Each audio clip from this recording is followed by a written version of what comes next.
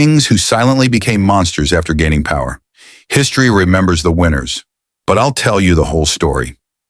Nero, the boy who burned Rome and blamed everyone else. Nero didn't start evil. He started as Rome's golden boy, 17 years old, handsome, well-educated. His tutor was Seneca, one of the greatest philosophers who ever lived. The whole empire exhaled. After Caligula and Claudius, finally, a normal emperor.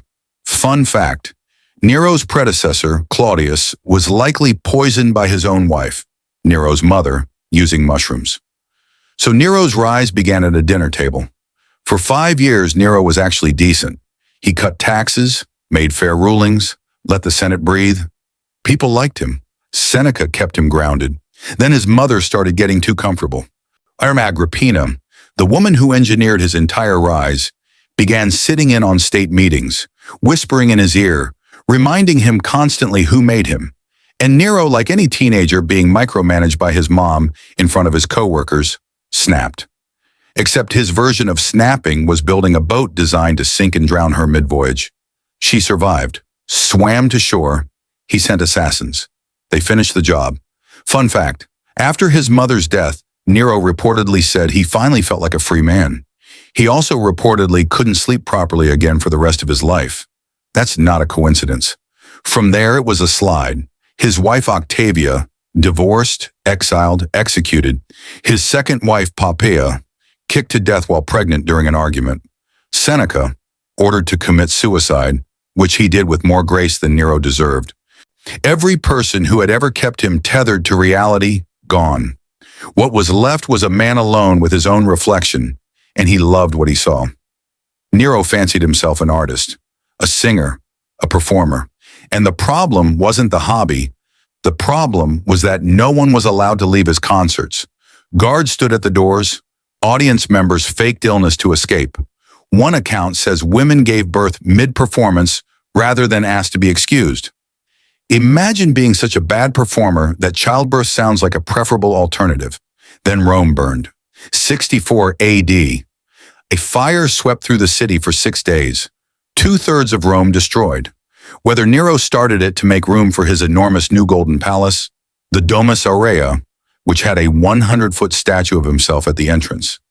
Nobody can say for certain. What we know, he used the space to build the palace. He blamed the fire on Christians and launched the first major Roman persecution of them. And when 4 generals simultaneously rebelled in 68 AD, the Senate declared him an enemy of the state. He fled, hid in a villa, stabbed himself with a secretary's help because he couldn't bring himself to do it right. His last words, "What an artist dies in me." History did not agree. Ivan the Terrible, trauma with a crown. Ivan IV became Grand Prince of Moscow at age 3. 3 years old, not even close to being able to tie his shoes, and he was technically the most powerful person in Russia. His father died.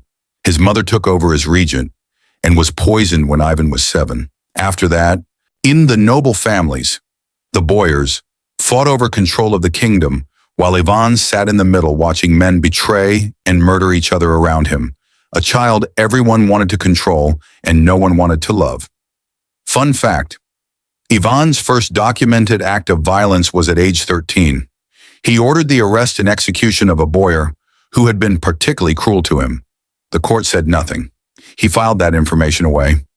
At 16, he was crowned Tsar, the first Russian ruler to officially use that title.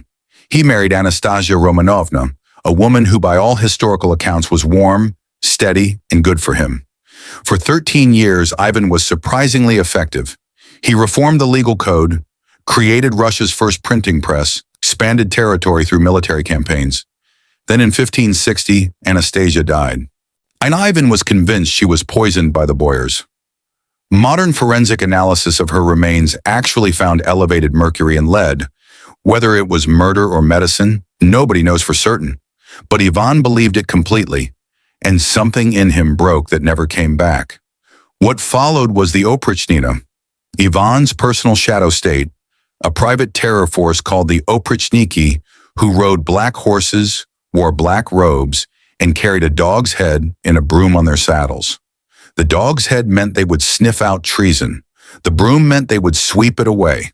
Fun fact, the Oprichniki were basically history's first secret police. Almost 300 years before most European countries developed anything similar, they could arrest, torture, and execute anyone. Treason meant whatever Ivan decided it meant that morning.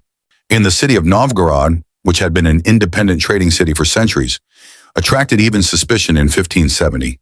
He marched there with his Oprichniki and spent weeks massacring its population. Thousands dead. Historians estimate between 2 and 60,000, with modern research settling closer to the lower end. But even 2,000 people killed over weeks in organized waves is not something you forget. Ivan was there, watching. He had his own cousin poisoned because cousins are theoretically capable of being rivals. He executed advisors, generals, priests. He created an atmosphere where being too successful, too popular, or too close to him were all equally dangerous. And then in 1581, in a rage over something as small as what his daughter-in-law was wearing, he struck his own son and heir in the head with his iron staff. The blow killed him. Even held his son's body and wept for days. He sent letters to monasteries begging them to pray for him. He tried to abdicate and was refused. He died in 1584, mid-chess game. Whether natural causes or poison is still debated. He left Russia shattered, heading into what historians call the time of troubles, a decade of famine, civil war, and invasion. His dynasty effectively ended with his own hands. Fun fact, Ivan the Terrible is still one of the most controversial figures in Russian history. Some polls of Russian citizens have ranked him among their greatest leaders, which tells you something, though historians debate what exactly. If this story got you, hit like and subscribe. New ones drop every week.